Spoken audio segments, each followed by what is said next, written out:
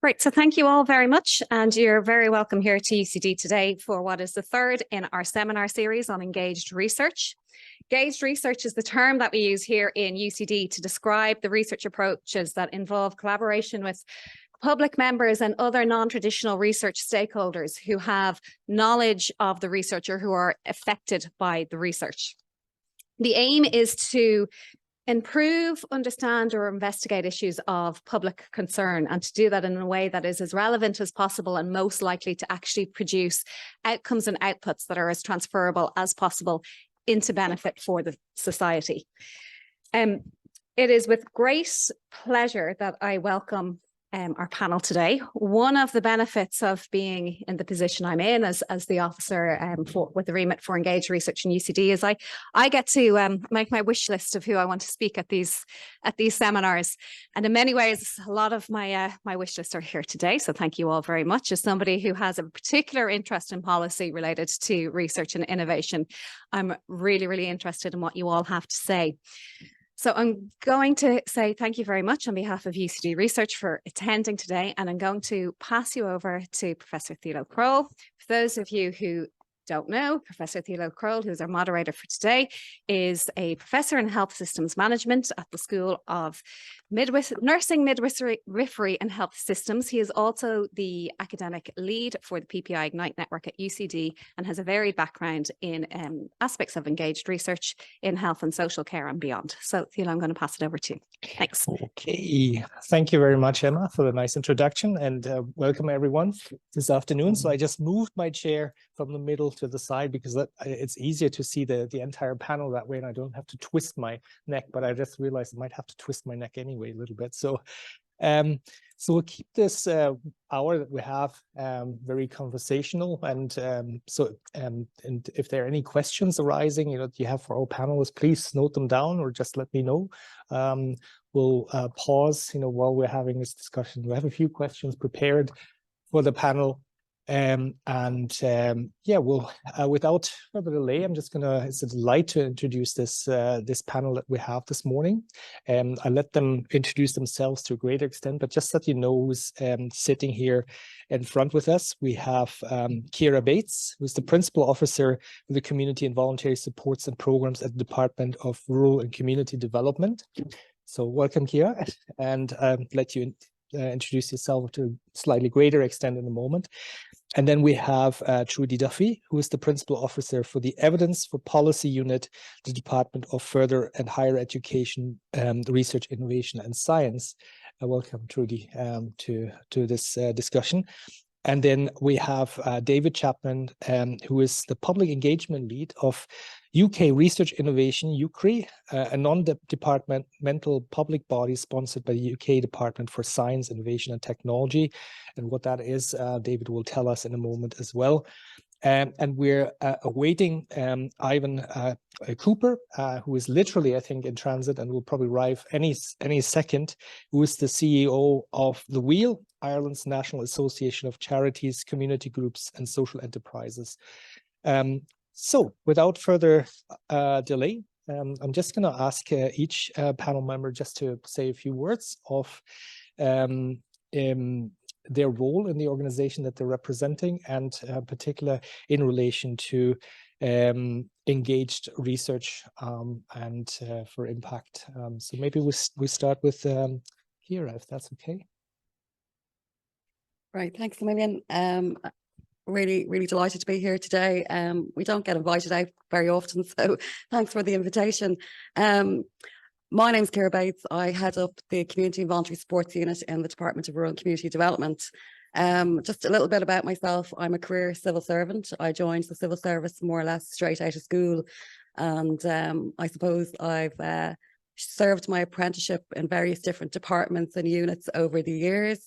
I wouldn't say I'm quite a master craftsman yet, but I've worked in areas like social inclusion unit in the Department of Taoiseach.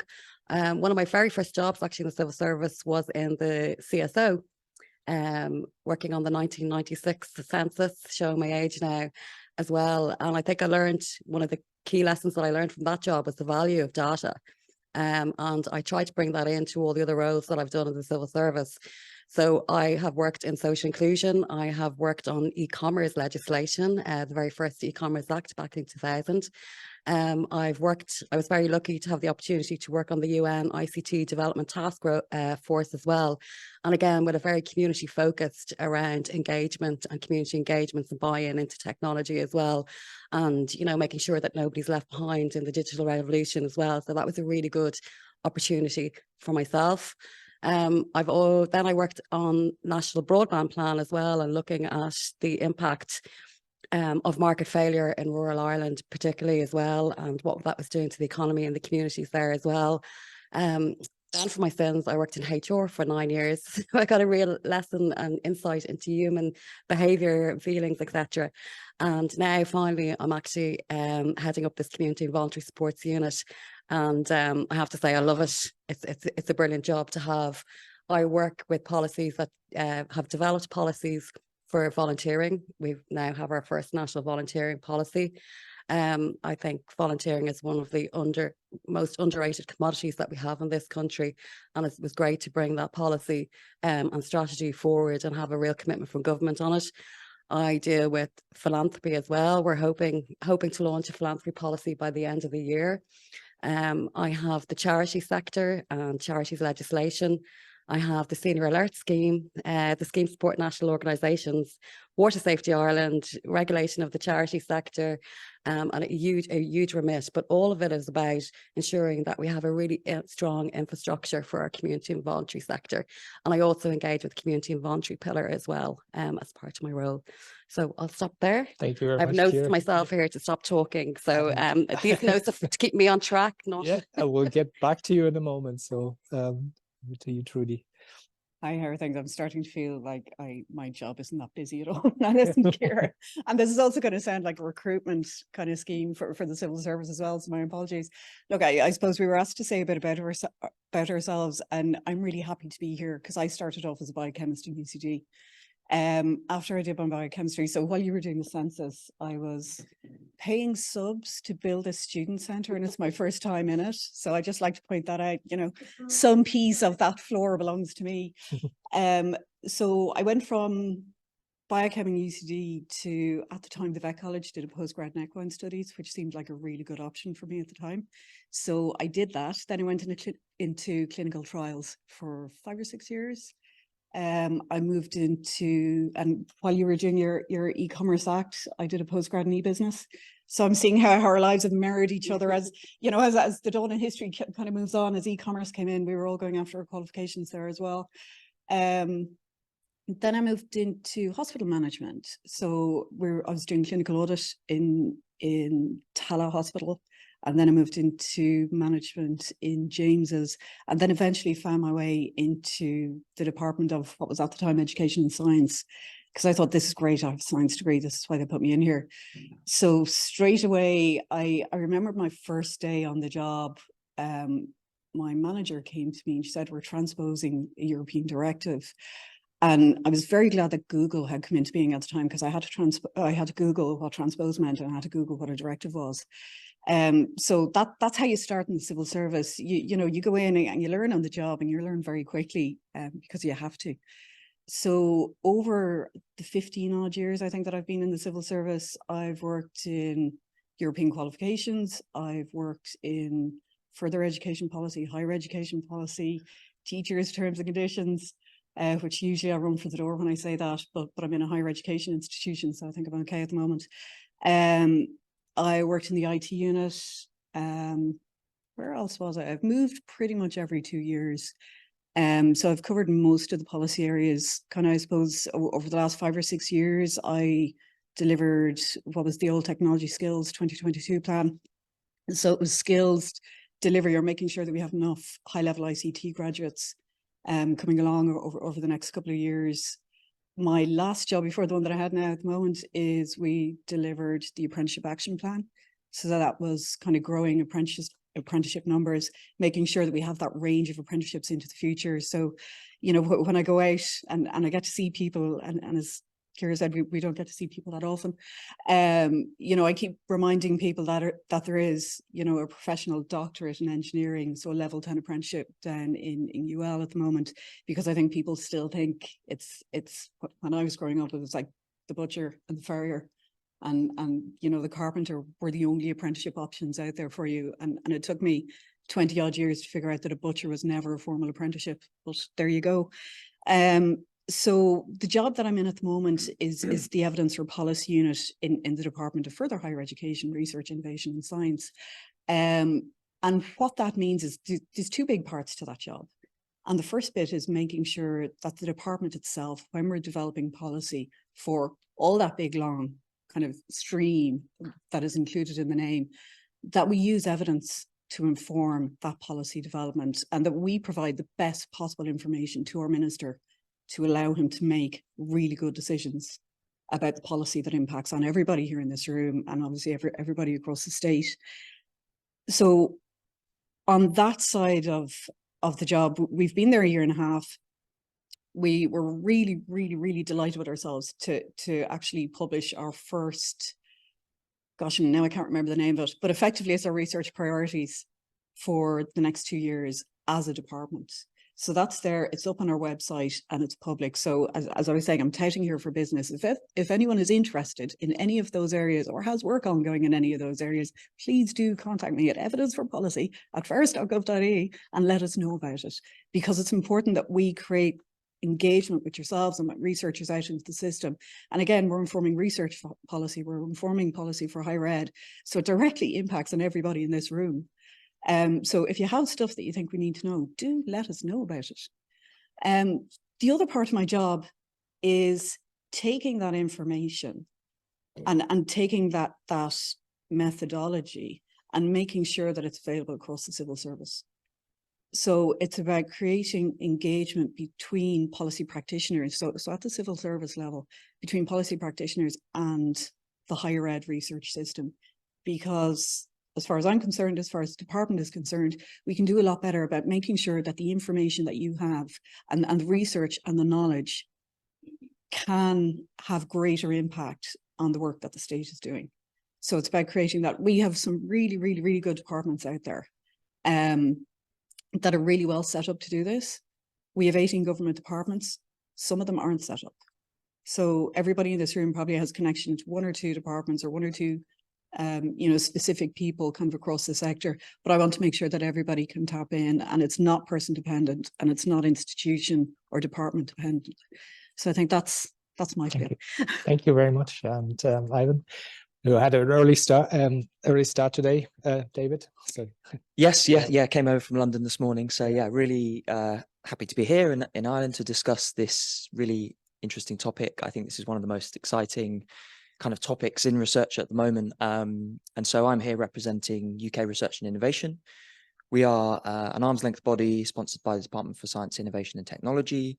And we are a funder, the biggest funder biggest public funder of research in the UK. So we invest about £8 billion per year across every discipline and in all sectors of innovation. And I work in the public engagement team at UKRI, and it's an interesting time because UKRI was only formed in 2018 as a result of bringing together of the sort of previous disciplinary-based research councils now into one mega research council, as it was called at the time. And that means that we can kind of look right across every discipline and think about these themes that cut across or transcend the disciplinary barriers, like public engagement and like engaged research, and really try and think about them in a much more joined up way across all those disciplinary areas that tend to do things slightly differently, but with the same kind of outcomes in mind. And so UKRI's vision is for a research and innovation system that everyone can participate in and can benefit from. So our public engagement strategy really tries to take that seriously and work out from that vision and think about, okay, what actually needs to happen in practice in how we deliver our research to make that happen. And so over the last kind of few years, and since the publication of our strategy, which was the end of last year, we've been really trying to fund and develop new forms of engagement that that try and really push the boundaries of this work. So we've sort of moved away from a model where there's very researcher-led engagement and more towards a model where we're giving a much greater role to communities and the public outside of the traditional kind of forms of institution in that engagement. And so we do that through many programs, but the two that I'm most connected with are something called the Community Knowledge Fund, which we run in partnership with an organization called the Young Foundation. And that is basically funding communities and the organizations that represent them directly to investigate and engage in a research topic that matters to them, with or without professional researchers. And another program which I've been intimately involved in is called Community Research Networks. And that's a much more infrastructure-based funding program. So thinking about developing a series of networks that basically build capacity both in communities and within research institutions to create these more equitable and more sustainable forms of engagement that kind of are currently limited by the way that we fund this type of work. So yeah, really looking forward to getting into the conversation. Thank you very much, David. And I suppose, because we only have this 1 hour, so there's lots of information, I think, on each of the panelists' websites, and resources that you could probably look up, in your own time. And then if there are further questions after the event, that you direct them directly to our panelists afterwards. Just to open the discussion, then, or the panel discussion. My first question is going towards to David. He's still holding the mic there, so that's quite convenient. So, in terms of the opportunities around an engaged research approach, you described just what UKRI has been up to and how they actually formed this transdisciplinary approach. So what opportunities do you see actually to develop this engaged research approach further for a maximum impact, and broadest impact in terms of research and society and policy terms? Yeah. So for me, I think the main sort of, or one of the most frequent things that I hear when we talk to communities or community organizations about this way of working, or the way that they've traditionally worked with researchers, is that they feel like research is done to them rather than with them or for them. And so I think that really is the nub of what we're trying to overcome. And so, until we are able to sort of work in new ways, then that issue is always going to kind of recur. And I think the opportunity I see is to try and break that cycle of kind of short-term transactional engagements, which can sometimes leave those communities feeling kind of like their knowledge has just been sort of taken away, published in a journal, and then doesn't actually come back to benefit them. And I think the way that we currently fund that work and the policies that surround research are sort of limiting the impact that we can have because of the way those relationships currently work. And so I think there's something around needing to kind of develop some of that really fundamental infrastructure and capacity and training before we can expect a really sort of big impact to occur. But I do think from what we've seen already, the appetite within communities and the kind of potential impact that this could have on local people and the places that they live, once that kind of picture becomes a bit better, the potential for impact beyond that is huge. But there are just those barriers in the way at the moment, I think. And as you're saying, I mean, it's UKRI was formed in this form actually in 2018, so it's quite recent. But do you have sort of like a little nugget that you like, an example that you could point to, so where you actually see sort of impact is happening on the horizon? And yeah, so I guess one of the community research networks, for example, that we're funding. So at the moment we have 25 sort of developing networks, which we're going to fund further, a smaller number for the next 5 years. But one of them is in kind of North Wales around Snowdonia, and they're doing lots of work on kind of the impact of tourism and things like Airbnb on the local economy, which, it's a big thing that affects the community, but they don't have the kind of in-depth knowledge required to really talk to their council or to their national government in an informed way, because they can't see where that money's going or how it interacts with the local economy and house prices and things like that. So they're really wanting to do a very ground up version of a research project that would look into those aspects and try and create a better sort of tourism model that actually grows the local economy, as well as just having, you know, these big fancy projects that the government sets up to bring people in, and then the money again kind of leaving with them.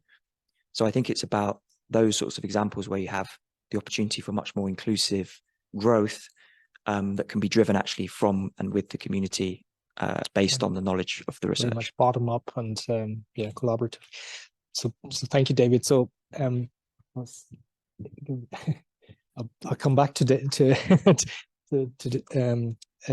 Ivan in a moment. So maybe I'll open up to the other panel members. If we're talking about opportunities, what are the opportunities to for engaged research and for impact? Yeah, I think it's a really interesting conversation, and I liked what you say about, you know, people not feeling that research is something that's done to them rather than with them. And, you know, I think when we're looking at policy and research, and I'm going to bring back to policy again, and I'm really sorry, because we want people to feel that when you are developing policy, that it's policy that's being created with people. You know, I think, you know, you call it engaged research, we call it kind of stakeholder engagement. And I know I've been on a couple of panels, and I made a horrible mistake once where somebody said, somebody from the audience asked, you know, they were from a stakeholder organization, and they were like, but when do we come in? And I was like, yeah, you come in after the evidence. And I was wrong. They are the evidence, you know. So I think, you know, and it was one of those things, you're sitting on the panel, you're like, oh, Trudy, what are you talking about? You're an idiot. They are the, you know, they are part of the evidence piece, you know. So there might be kind of, you know, if we equate it to kind of a lit review, but then there's everything else that comes behind it. And you know, it's that stakeholder engagement piece. The engaged research is kind of critical, because it helps us get buy-in, support and understanding from the very beginning of the process. So, you know, if we're looking at the policy development bit and engaging research at policy, it's really having pragmatic and practical and realistic information coming through the system, you know, and if we're looking at the impact of the research at the end, it really drives that impact. Because if there's something that needs to be knocked out or needs to be considered at the very beginning from talking to the people who this will impact, then that's critical information that needs to be brought through the entirety of the system. So in those ways, like engaged research, I'd see it as fundamental to how we really leverage impact of the research that we're doing across the board. Great. Thank you very much. And so maybe I'll just go first to Ivan to welcome you. Ivan Cooper who's the CEO from The Wheel, and who joined us now on the panel. So thank you very much for coming over. So if you could just say maybe a very sort of a brief introduction of your role with The Wheel, and how it relates to what we're talking about today, engaged research and with an impact. Okay, so my name is Ivan Cooper. I work with The Wheel. The Wheel is Ireland's National Association of Charities, Community and Voluntary Organisations and Social Enterprises. It's a very diverse sector. So there are upwards of 11,500 officially registered charities in Ireland. For people's information, just might be interesting. A lot of people are unaware of some of these facts. I know Una there, for example, will be well aware of them, but most members of the public wouldn't necessarily be aware of the significance of the sector. So I've actually just come from a research launch this morning, looking at some of the vital, you know, statistics in relation to the sector. And they are, you know, very significant. So the latest research from the Charities Regulator indicates there's over 200,000 people working for charities in Ireland today. So it's kind of an astounding number. Then many people aren't aware of the fact that very significant parts of our public services in Ireland are actually delivered by charities that are part funded by the state. So another startling statistic is that 1 in every 3 people in Ireland who works delivering public services that people think are public services, they are public services, but the people delivering them are working for a charity that's often part funded by the state to deliver those services. So that's a very, significant statistic as well. So what we do in the Wheel is we provide information, advice and guidance to the people who volunteer and work with all of these organizations. They're in every community in the country. Another interesting piece of research is if you ask a member of the public, have they benefited from a charity in their personal or family lives? Most people, a majority of people, approximately 50% of people in answer to that question will say yes, okay? Which in itself is surprising in the sense that, to me, that indicates a reasonably high level of understanding. But in actual fact, when you look at the numbers of people from a different lens who are in fact benefiting from those services, the number is 85%. So about 85% of people in one way or another have contact or have benefited from, or their family members have benefited from, the inputs of charities. So this is the long way of answering your question, which is that in terms of the engaged research piece, the Wheel and community and voluntary organizations in general, and as you can see, there are thousands of them, are very strongly rooted in and connected to their local communities. And they're basically involved in every single facet of Irish national life. They're involved in social and health services, community services, family services, environmental change, you name it, there's a community and voluntary sector doing it. And they all should have really strong relationships with relevant university and college departments throughout the country, and should be locuses driving research instead of, as I've kind of heard, passive recipients of research being done to them, if you see what I mean. And that, I think, is the big challenge to make that transition. So great opportunities. Maybe that's a good transition over to Ciara. So in the work that you're engaged in, And yeah, thanks. And just on that one, the HSC is actually a charity. So anybody who's ever had any dealings with HSC would have had engagement for the charity as well. So what Ivan says is very, very true. The I'm going to be short here because one of the things that I didn't mention that I do in my role is public participation networks. And these are community-led organisations. There's over 17,000 members of the public participation network across the country. And they are, there's a PPN in each local authority area. So there's 31 PPNs in the country with over 17,000 members. And their membership is made up of community and voluntary organisations within that local authority area. And not only that, then they're actually broken down into municipal districts as well. So they have municipal district-led PPN committees and linkage groups, etc. But the main purpose of the PPNs is to provide community engagement and input into local decision-making, local policy-making, etc. One of the things that the PPNs did very early on, they were set up originally under the 2014 Local Government Reform Act. It took a couple of years for them to get up and running, and they've hit bumps. They're not perfect. I'm not going to stand here and say they're perfect. They do have their challenges, but they are a brilliant way of engaging with the community. When you talk about, grassroots-led research into developing policy, etc., this is a great way of getting your community voices heard and involved in local authority decision-making processes. As I said, some PPNs work really well, others work okay, and then others do have their challenges. But they do have a seat at the table in local authorities. One of the things they did back in 2017 was they all sat down to do wellbeing statements. And these are done right down to municipal district level. So they sat down and looked at what was important in their communities. What are the issues or the challenges that they wanted to address?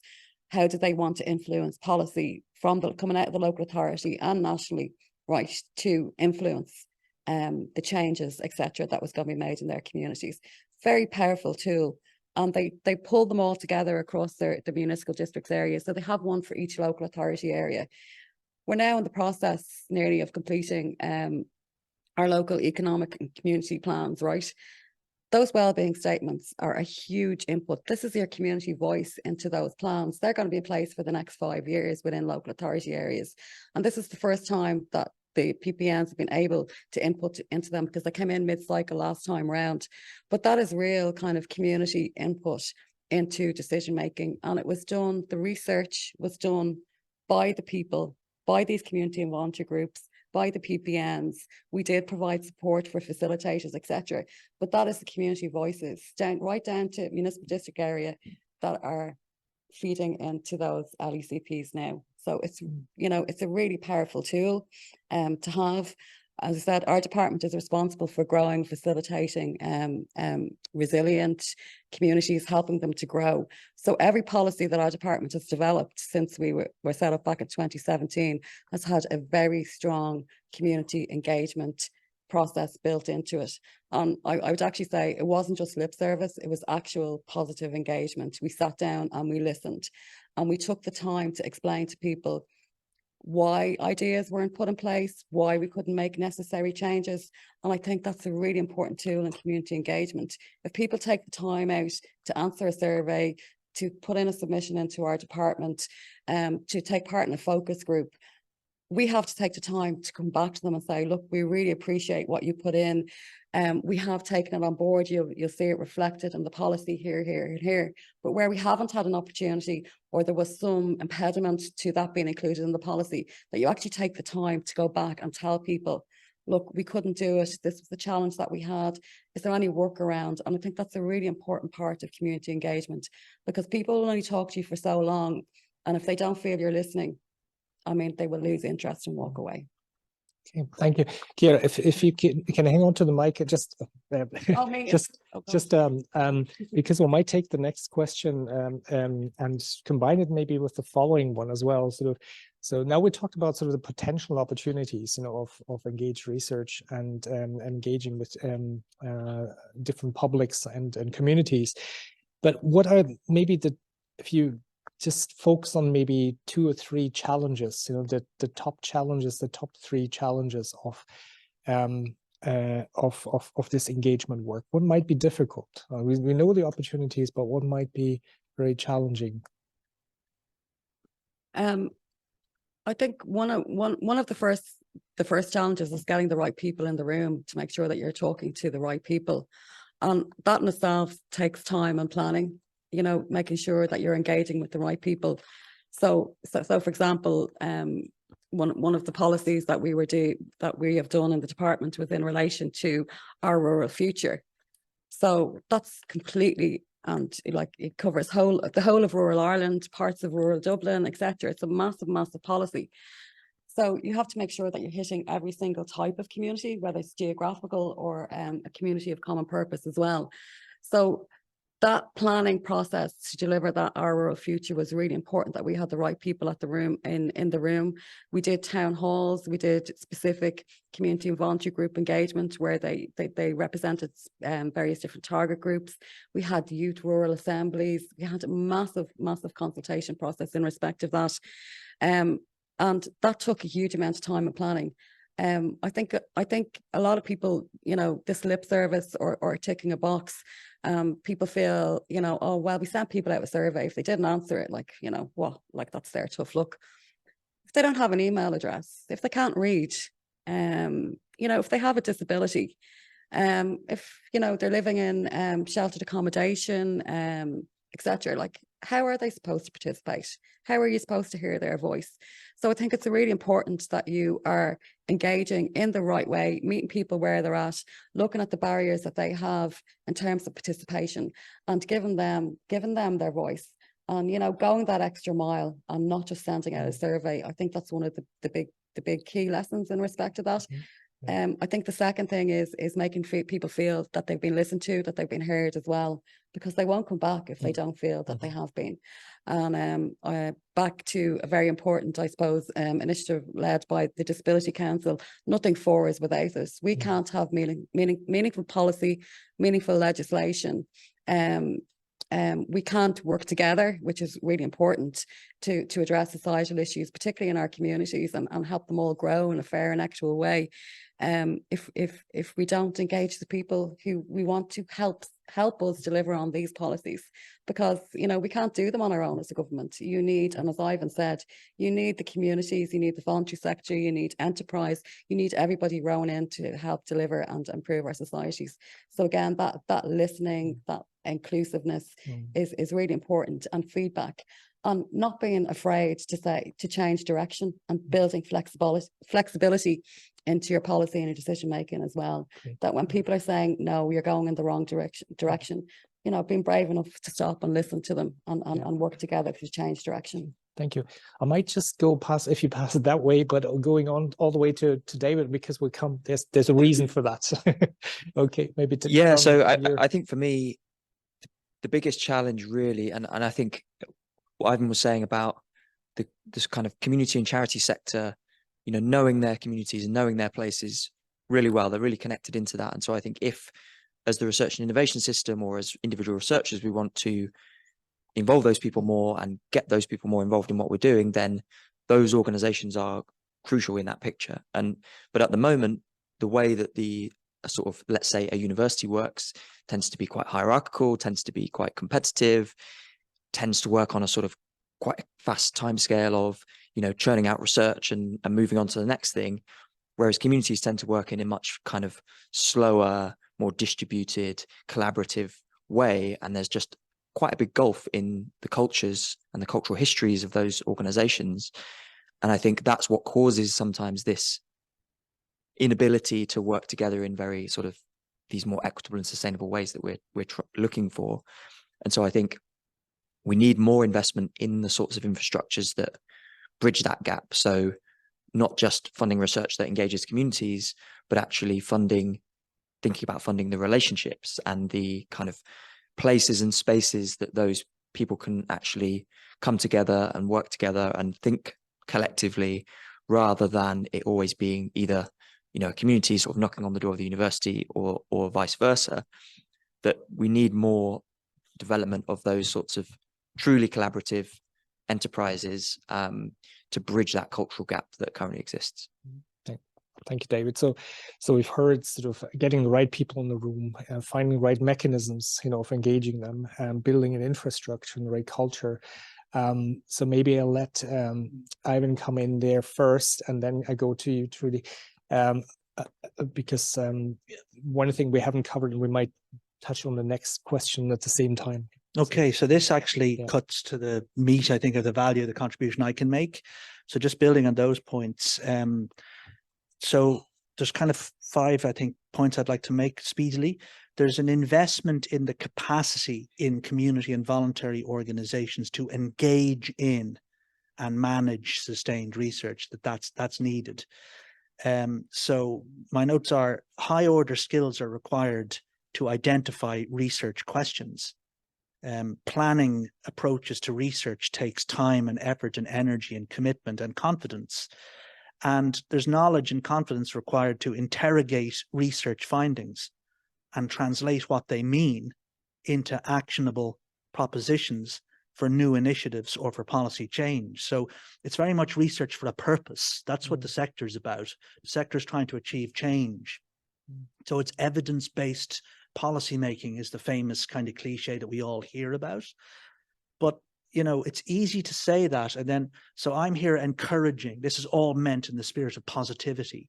We have so much expertise and knowledge and skills in the university sector, but it's very self-confident in its own way. And from the perspective of people working and volunteering in community groups, it can be very intimidating, engaging with that level of expertise and knowledge, especially if you're engaging with people at PhD level, you know, who are highly experienced in the whole business of conducting research. So there's a whole thing about investing in capacity in community and voluntary organizations to engage in a meaningful, empowered way in that. And that's not a straightforward thing to do. That's a big objective here. So example, the universities have Campus Engage. Have people heard of Campus Engage? Yeah, which is great. Campus Engage is really good. Our proposition is that we actually need an equivalent to Campus Engage in the community and voluntary sector on the other side, called Community and Voluntary Sector Engage. You see what I mean? To enable the sector to develop up its own internal capacity to meaningfully engage with university departments and units in the conduct of research, so that we can act as a counterpart where the sector can identify for itself its research needs, and where relevant charities and community and voluntary organizations, for example, could be clustered, okay? So that universities aren't having to go and, you know, identify, shake the trees to see what might fall out of it. Instead, you've got clusters of organizations dealing with the same research questions who've already who have the confidence of having worked together to identify what the research question that they're actually after is, and then they're in a position to engage much more meaningfully with universities to progress work. So that would then lead to learning communities that are very much focused, and I put in quotation marks, and capacity builded, okay? They've been capacity builded into being empowered and able research partners with the confidence to co-produce. There's another, jargonistic word, to co-produce research with their academic partners. So we're eons from being there, is what I would say, okay? We're a long way from being there, but I think if there's will in the room, we can actually get there. And I actually think there's an obligation. There are drivers of academic research which have something to do with the competitiveness between universities and rankings and all of this sort of stuff, okay, which have nothing to do with fundamentally serving the lived need experience of the communities that need research done. So it's something to do with reconnecting the internal drivers within academia with what needs doing on the ground. And then everyone's a winner. Then we have a real win-win, okay? But that should be our objective, to try to get there. Partnering with PhDs, I've already mentioned, can be intimidating. And we have to find a way to do this if we are to serve the needs of communities. This is a question. By applying the scarce research and really expensive research expertise in our universities to the most important societal challenges that are actually there. The cohort of PhDs represent a massive societal investment in very high level skills, okay, which often isn't applied. So I've met many PhDs who don't work professionally as researchers, even though they could, because they can't, okay? It's as simple as that. So we actually have a responsibility as a society to create the conditions where PhD researchers can actually apply their knowledge in the way that society kind of needs them to apply their knowledge. And coming to conclusions, 2 other points. The question of who owns the output of the research and the findings that derive from academic and sector partnerships, that can be tricky and needs clarifying. So we know there's great work being done by the Irish Research Council under schemes that bring together individual researchers, let's call us PhDs, with institutions who are sponsors like UCD and the other universities, and then with a partnering organization like a civil society group. And that kind of research can go on for years, theoretically a year or 2. So again, you can see high-level skills needed to feel in any way empowered as a manager or a commissioner of that kind of research. That requires a person who's able to engage meaningfully with a PhD level researcher. So there's a piece, but then the output comes along. Who owns that output? Who has the intellectual copyright of that product? Can the organization go and make use of it as it pleases, which is what it kind of needs to be able to do if the value in the research is going to kind of find full fruit. So there's a piece there that needs a bit of clarity. Often 3 parties are involved with different claims to the actual data and the output. And it can sometimes mean that stuff gets done, but isn't then acted on because it's too complicated to act on it. And finally, the question of the extent to which, the commissioning, so to speak, community and voluntary organization feels itself to fully understand and own and describe and rationalize and articulate the research that results. At the end of the research, it can often be the case that the researcher, the professional researcher who's been doing it, is the only one who really feels themselves confident to speak to it.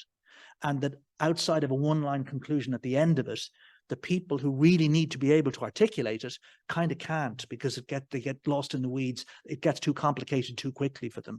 So again, the message is we somehow need to find a way of transferring the research confidence from the researcher into the organization that's looking to partner to actually conduct the research. And then we're really into the realm of action research, because we've got people who are equipped and confident to actually articulate on the research experience and drive the conclusions forward.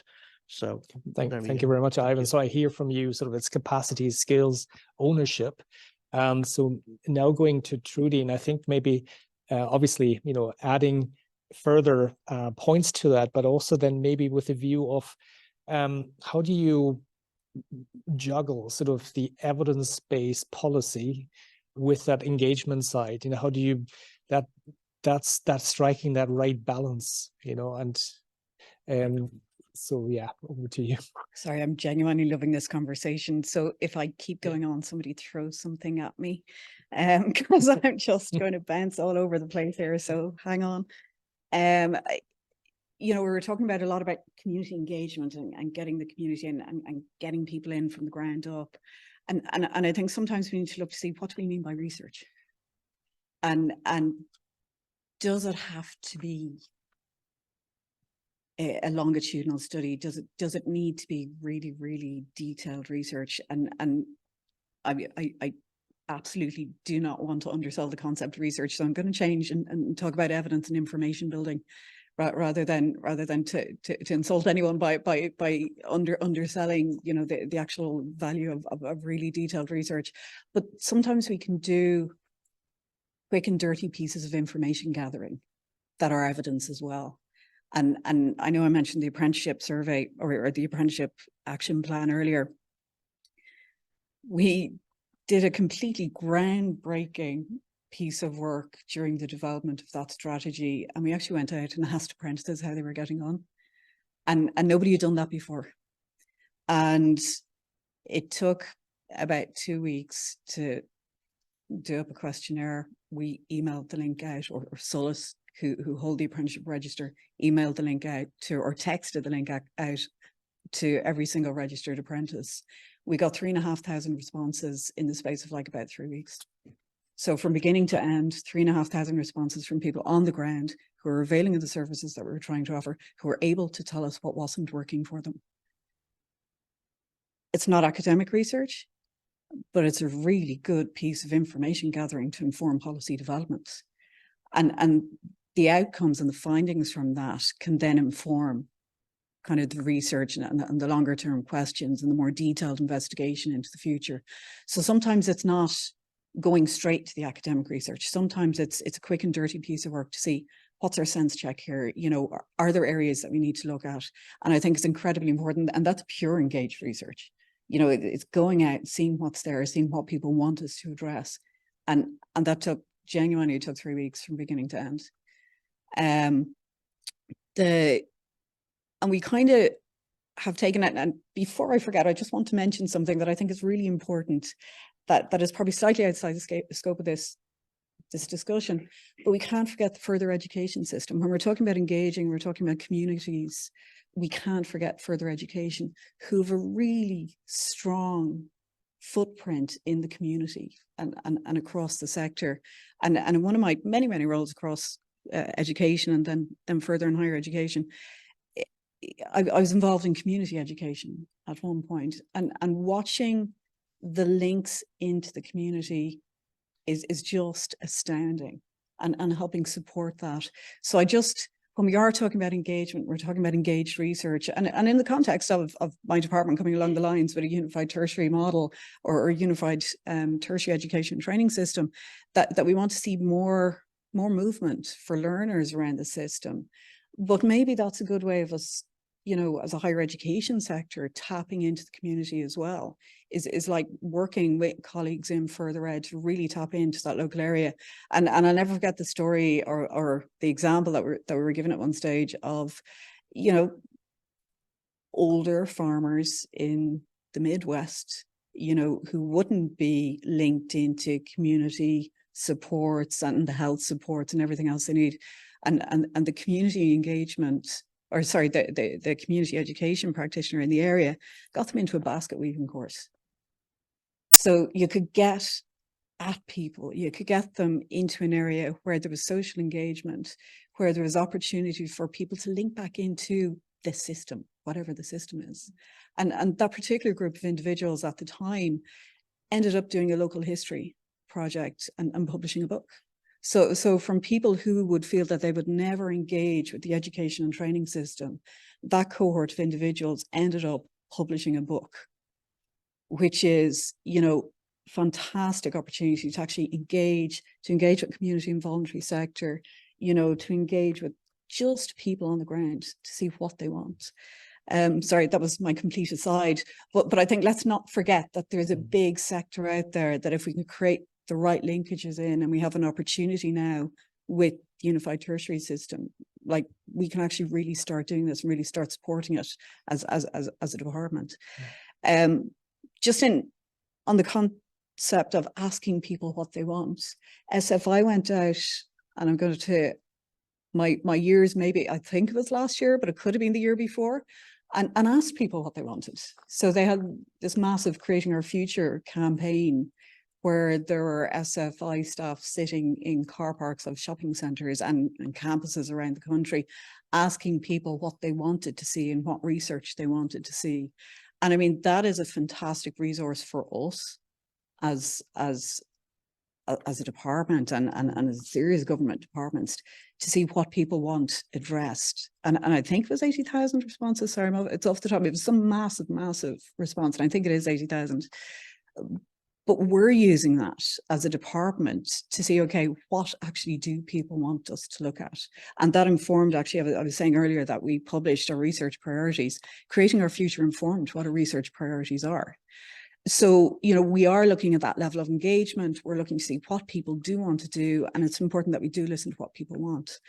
And I suppose moving along then to how we use it, and if I'm out of time, just keep it very short, very because short. we're almost out of time, you know. So the very last thing is, yeah, one of the things that I'm doing at the moment is the research engagement piece, which is, you know, can we help support research and the information that's available from the research community? Can we get that? Get access to it to better inform policy development. And again, in the scheme of asking people what they want, we've just closed, or we closed on the 29th of September, we closed an open consultation. And one of the things that came across from the consultation is it's fine for people that are already in the system who understand what policy is. But I'm a science researcher and I don't understand what policy is. So I think creating understanding is a way to support that link. And I think one of the things that we're going to do over the next while is really provide those primers in what policy is, so that researchers feel better enabled to actually engage with us. Are people looking to be science advisors? And there's an ad out at the moment for government science advisor. You know, are they looking to advise based on their experience, or are people looking to get engaged at the area that I've been talking about, which is the research for policy area, which is when civil servants are looking at the evidence in the background and preparing papers and preparing advice for ministers, how can we inform that best? So I suppose it's different levels of engaging with research across the system, from science advice to the research for policy thing. And I think it's important that we all understand the complexities and the differences there. Thank you. Thank you very much. So I'm just conscious of time. So may I suggest sort of that everybody in the audience, so that we have the panel maybe stay on for another 5 minutes after we close officially, and that you approach people individually if you have things to ask. Yeah. So because I'm sure there are many other questions. But just to close out the panel officially, sort of maybe if you have, so we're wrapping up maybe with one literally one sentence or one point, you know, about what you would consider a success in 5 years' time. So so what would be sort of your dream that would have happened, you know, in 5 years' time, you know? So if you, well, 5 years doesn't feel like very long in this kind of work, but I mean, that idea of kind of empowered communities that feel equipped and like they can stand up and, you know, have more equitable relationships with research organizations and can drive their own research agendas in collaboration with research organizations, I think is what I'd like to see. And I think there's just a kind of a similar thing to what's happened a lot with businesses and with the private sector. So, you know, 50 years ago, universities didn't really work with businesses in the private sector, but that has, you know, ballooned massively, driven by this need for economic growth. And I think we need to see a similar thing in terms of social impact and much more involvement of those kind of community organizations and charities within the sector. so that you have the quadruple helix, you know, as Emma has alluded to, sort of, you know, the citizens, government, industry, and research, you know, coming together. Yeah, very good. Yeah. Yeah, I think from my side, it's making sure that where there is information and there is activity out in the sector, that we can actually talk to each other about it. You know, that when we're talking about evidence-informed policy, that we really make sure that the best available evidence is available, is communicated, that we can use it, and then that we can actually use it in policy development. Thank you. And Ciara? Just from my point of view, I think it's, you know, that we're all equal partners at the table. The community representatives, government departments, academics, and nobody's made to feel that they don't have the capacity, the qualifications, or the confidence to put forward their views and voices and have themselves heard. Thank you. Yeah, I'm trying to summarize it. So I've just noted clusters of thematically aligned community and voluntary organizations working with academic partners on jointly framed questions, with policymakers aware of what's going on and engaged and involved themselves if appropriate, because I think there is a distinction. It can be hard to get all partners working together, all of them, because of the factors that need to be taken into consideration by each of those actors. So ideally, get everybody involved, all stakeholders engaged, but certainly have strong clusters between civil society and academic partners working on leading edge research questions with the at least tacit knowledge and ideally explicit backing and participation by policymakers in processes as well. So something like that, ideally. Thank you very much. So I'd like to thank all panel members for this very interesting debate and discussion. Way too short, you know, obviously, you know, we ran out of time. I also like to thank the audience for coming today. So if that's okay, so we'll maybe stay another 5 minutes after this. I also like to thank Emma Doris for organizing this event, which has been fantastic.